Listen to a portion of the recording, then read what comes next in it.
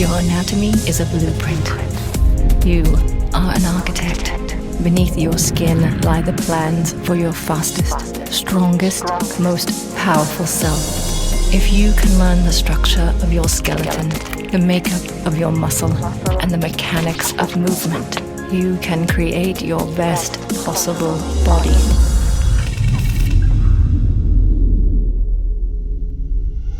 I'm Mike Robertson. This is Built by Science.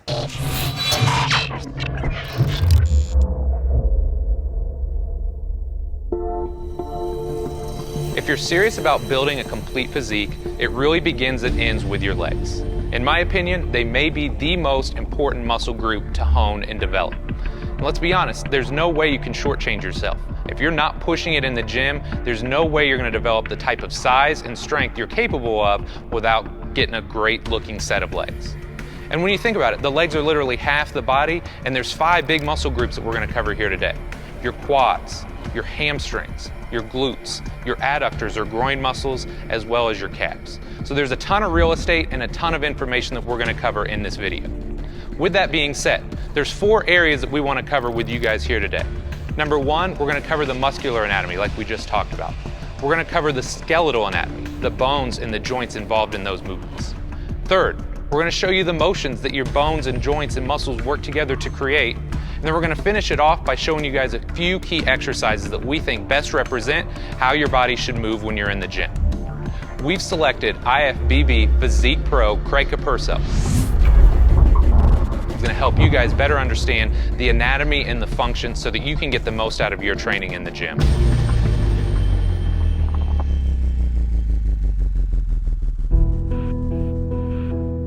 As I already alluded to, the legs are literally half of your body.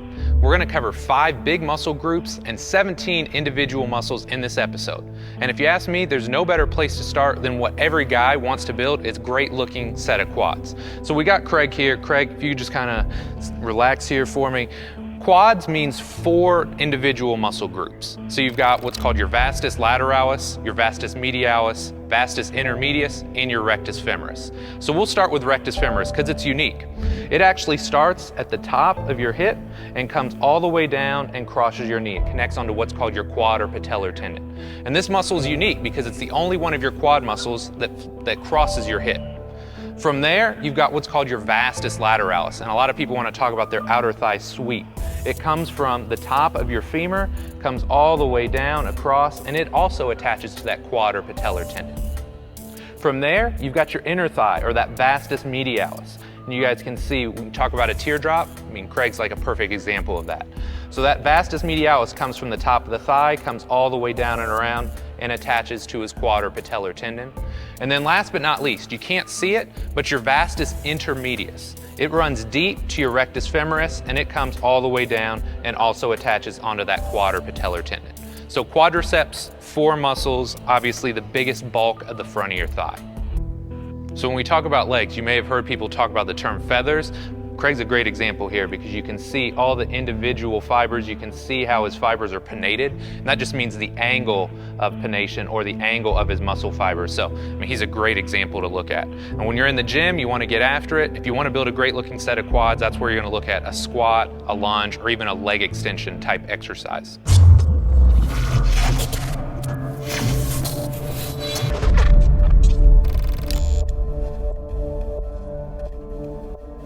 Now that we've covered the front of the thigh, let's take a look at the back. So I'm gonna have Craig turn around.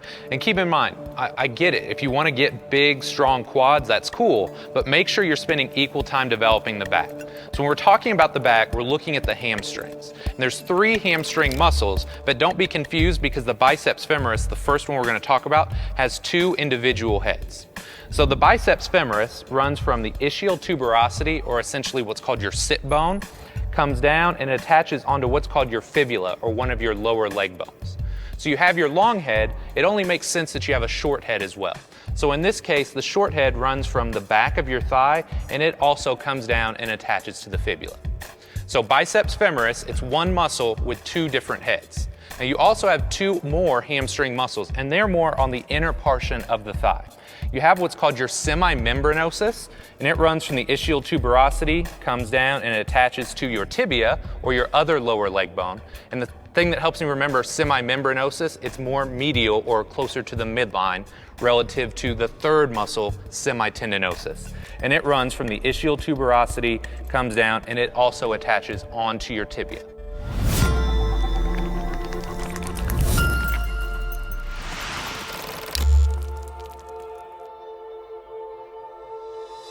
Up to this point, we've covered the quads and we've covered the hamstrings. Now let's talk about another muscle group that people love to work on and sculpt, and that's your glutes. You've got 3 glute muscles, your glute max, your glute med, and your glute min. We're gonna start with the glute max because that's the most obvious one and the one that most people are focusing their time on in the gym. Your glute max runs from your sacrum and your thoracolumbar fascia, which is essentially this big piece of connective tissue. And it comes down and attaches onto what's called your IT band or your iliotibial band, which is another big piece of connective tissue, and it runs down and crosses your knee joint. So that's one attachment. It also comes down and attaches onto the outer portion of your thigh. So when people are talking about glutes, most often they're talking about their glute max. So now let's take a look at the glute med. Craig, if you can give me a quarter turn here. A lot of times people don't hear about the glute med or the glute min because they are deeper muscles. You can't see them, so most people think they're not important. But your glute med is actually a very critical stabilizer of your hip and your thigh. So your glute med, if you can imagine, runs along the top of your iliac crest here, or the top of your hip bone, comes down and it attaches onto your outer thigh. Even deeper to that is your glute min, and it's a very small muscle right here on the outer portion of your hip, and it also comes down and attaches onto the outer portion of your thigh. So don't forget, when you're training your legs, when you're training your hips, you've got 3 glute muscles: glute max, glute medius, and glute minimus.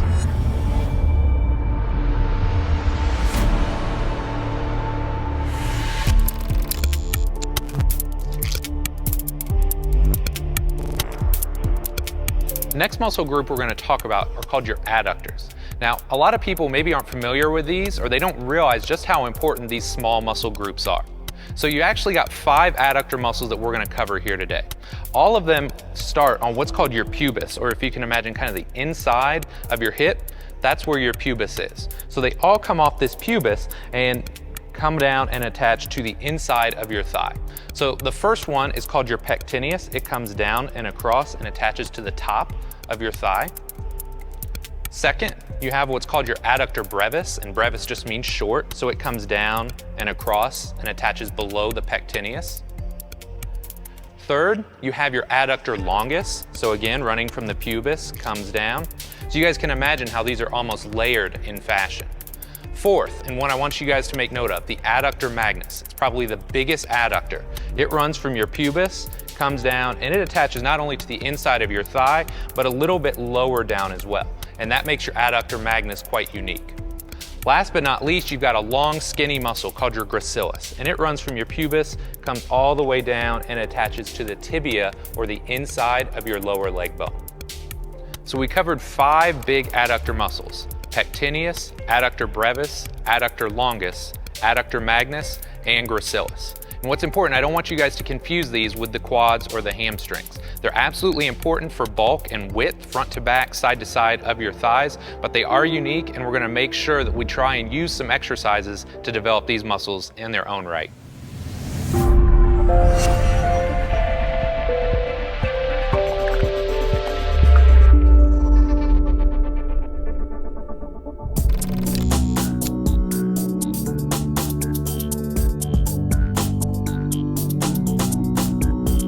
Last but not least, we're gonna look at the calves, or the lower leg muscles. I'm gonna have Craig go ahead and turn around here, and there's essentially 2 muscle groups that we're interested in developing: your gastrocnemius and your soleus. With your gastrocnemius, it's unique because it crosses your knee joint. So you have what's called a lateral head of your gastroc, and you also have a medial head. And both of those heads converge or come down and attach to your Achilles tendon. Deep to that gastroc, you have what's called your soleus. And your soleus attaches to your tibia and your fibula, those 2 lower leg bones, and it also comes down and attaches onto the Achilles tendon. So 2 muscles, one crosses the knee, but both attach to the Achilles tendon and help create plantar flexion, which we'll talk a little bit more about later on. So we've covered a lot of ground in this video. 5 big muscle groups and 17 individual muscles. Just as a quick recap, you got your calves, you got your hamstrings, the big muscles on the back of your thigh. You got your glutes, or your butt muscles for lack of a better term.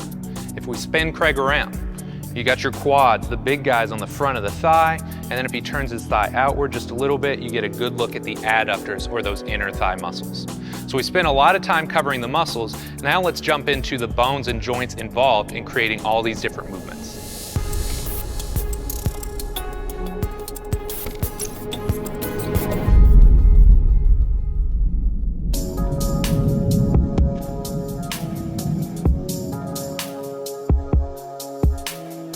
Now that we've covered the muscular anatomy, let's take a look at the individual bones and joints that work together in your lower body and your hips to create motion. The first bone that I want to talk about is called your pelvis. And if you imagine on both sides of your body, you've got a pelvis, and it kind of works like a bowl to shape and tie everything together. So your pelvis is a really critical structure. Within your pelvis, coming on down, you've got your femur, or your big thigh bone. Working our way down even further, you've got your big lower leg bone, which is called your tibia, and that's kind of the meatier of the two. It's right here in the front. And last but not least, you've got this smaller bone called your fibula. And while most people don't talk about it, it only absorbs about 10% of your body weight. So when most people are talking about their lower leg, they're typically talking about the tibia versus the fibula. Now that you have a better understanding of the bones, let's see how they all work together to create joints, which will help us create movement.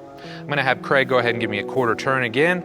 And when you think about your pelvis, it's really simple. It's got 2 basic motions. It's got what's called anterior tilt, or rolling the hips forward, and it's got what's called posterior tilt, where he rolls the hips back and underneath him. So the pelvis is fairly straightforward. But from there, you've got your hip joint, and your hip is essentially your thigh bone coming into this socket here. So it's what's called a ball and socket joint. And at that ball and socket joint, you have tons of freedom of motion. If you can imagine, you can do all these different movements. So Craig can flex his hip, he can extend his hip, abduct it, adduct it, internally and externally rotate it. So that's important to note. Hip joint, it's a centerpiece for your body because it has so much mobility.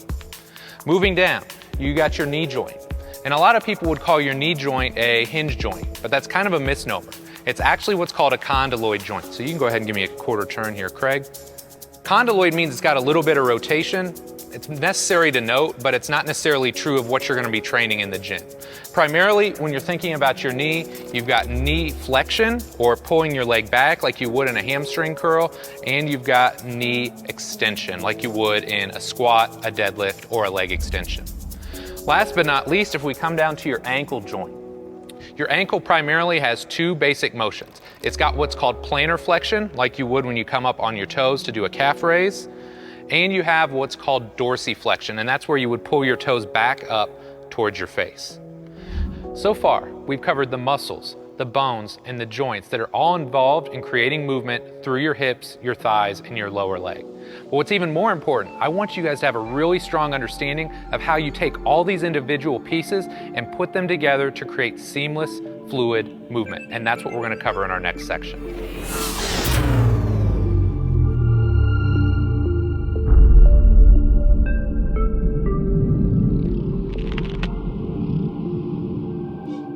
Now that we've covered the muscles and the joints, let's put it all together so you guys can see what this is gonna look like in the gym using these muscles for real function. If you'll recall, your quads, you got 4 quad muscles, but one is unique, your rectus femoris, and it actually runs from your hip, comes down and crosses your knee. So rectus femoris is there because it can help you flex your hip as you would in like a step up, or even if you're going to the track and you're doing some sprinting for your conditioning work, that's where you're gonna see rectus femoris being used. But more importantly, and the function that most people are probably most familiar with is knee extension. So you're gonna see this anytime you're in the gym, if you're doing like a leg extension or something of that nature, that's where you're gonna see the quads. And then on a big compound lift, like you would in a squat or something of that nature. Anytime you're squatting, that's when you're gonna extend the knee and bring out those quads. So your quads are those big muscles on the front of the thighs. Now let's spin Craig around and we're gonna look at the back. Remember, your hamstrings cross 2 joints. They cross your hip and they cross your knee. So there's got 2 primary functions that we're gonna hit when we're in the gym. The first is hip extension. This is what you're gonna see if you're doing a Romanian deadlift or a trap bar deadlift or any kind of deadlifting variation where you're pushing your hips back, you're loading those hamstrings, and then you come up to the top and you finish nice and tall.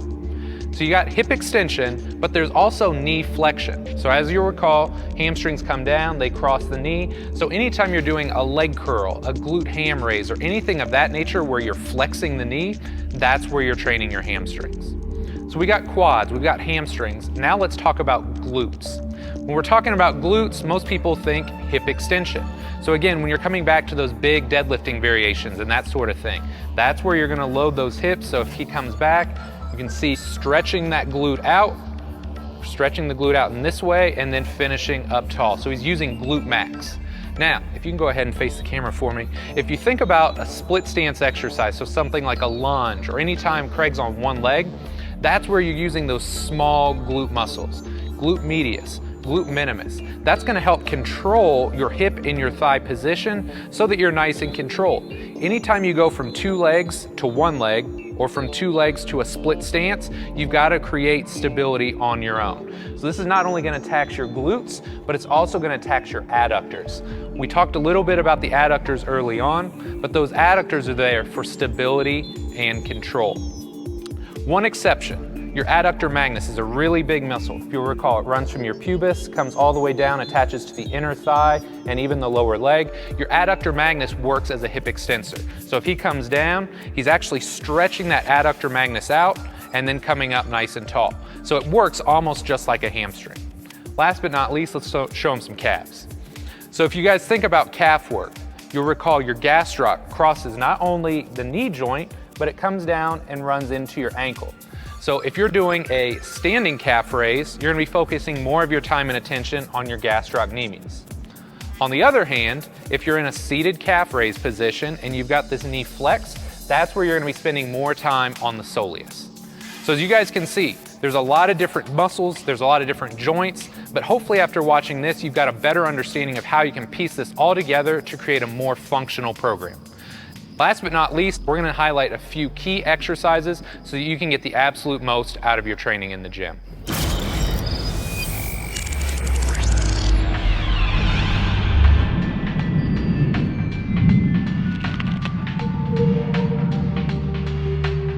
In this video, we've covered the muscles of your hips, legs, and thighs.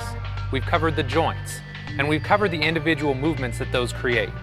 But what's really important is tying this all together. I want to show you guys how this works when you're functioning in the gym doing some of your favorite exercises.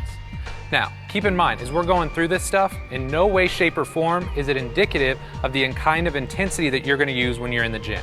In fact, Craig right now, he's not happy with us. He wants 2 1/4 on the bar, but we're going to do it light. We're going to show you guys great technique so that when you go in the gym, you're doing everything right. The first exercise we're going to demonstrate is a front squat. So Craig's gonna go ahead and set himself up. Now keep in mind, when you're front squatting, you're typically not gonna walk the bar forward out of the rack, you're gonna walk backwards and stay in the rack. But again, for demonstration purposes, we're gonna set it up this way.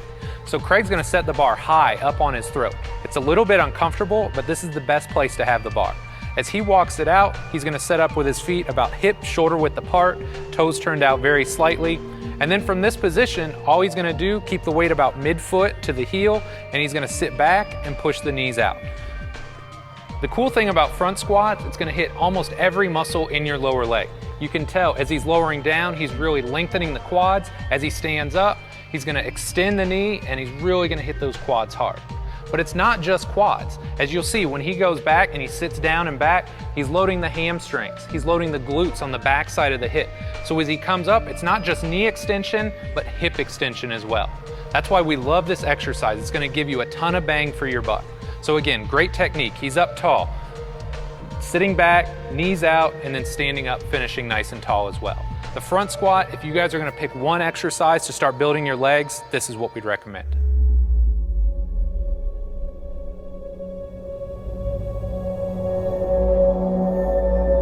Next exercise we're going to demonstrate is a Romanian deadlift, or RDL for short. Now this is a fantastic exercise because it's really going to isolate the glutes and the hamstrings on the back side of your body.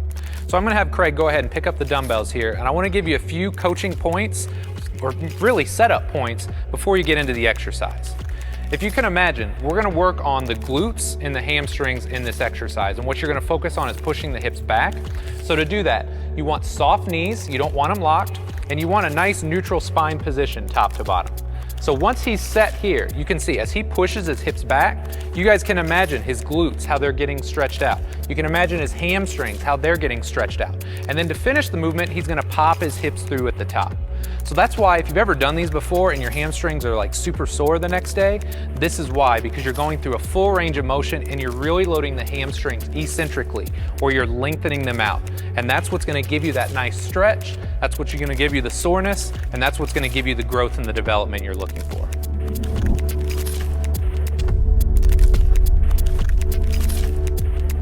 The next exercise we're gonna cover is a lunge. And the reason we've chosen this is because as soon as you go from 2 legs to 1, it's just gonna change the stress on your muscles just a little bit. So Craig's gonna go ahead and grab the dumbbells here.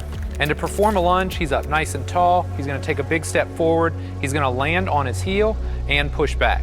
The reason we've chosen a lunge is because it's using every muscle in your body or every muscle in your leg. As he takes a step out, his quads, you can see his vastus lateralis, his rectus femoris, his vastus medialis. They're gonna help him extend his knee when he comes back.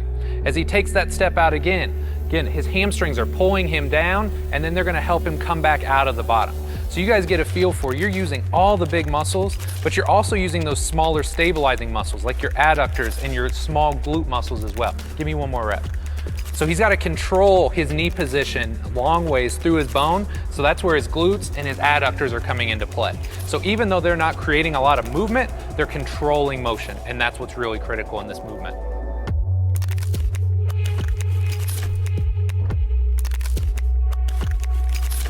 The final exercise we're going to cover here today is just your standard standing calf raise.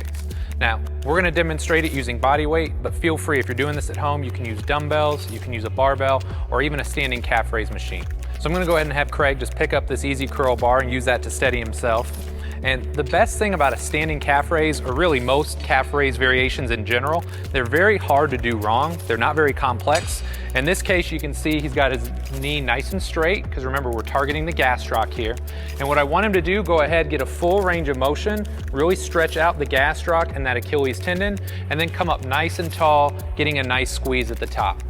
One of the big cues that I use in this case is that as you come down and you stretch, give that stretch a second or two, because the Achilles tendon stores a lot of energy. So if you're just bouncing up and down, you're not gonna maximize your muscle growth.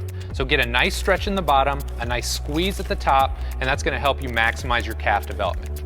Now with that being said, don't forget, this is just a small sample of the exercises. Make sure you check out the entire program to see all the exercises that we've included for your training.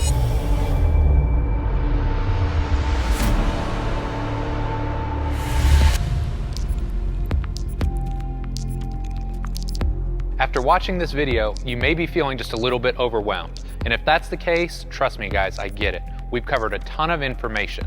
But with that, I hope you guys are starting to have a good understanding of just how important your hips, your thighs, and your lower leg muscles are. Don't forget, we covered 5 big muscle groups and 17 individual muscles. So don't be afraid, go back, watch this video again to make sure you're getting all the information out of it. When you guys start to put it all together, you can start to have a really strong understanding of just why we're spending so much time on our legs. Again, it's half your body. If you're not spending the time and the energy to learn this stuff, you're not going to be able to take it to the gym and apply it to get maximal muscle growth and development. Don't forget to check out the entire Built by Science program, which is going to give you a full training template for your workouts going forward. Learn Muscular Anatomy, Biomechanics, the skeletal system, muscle function, and the best exercises to build lean mass. Knowledge is power. Know yourself to build yourself. Build yourself with the best. Mind, muscle, masterpiece.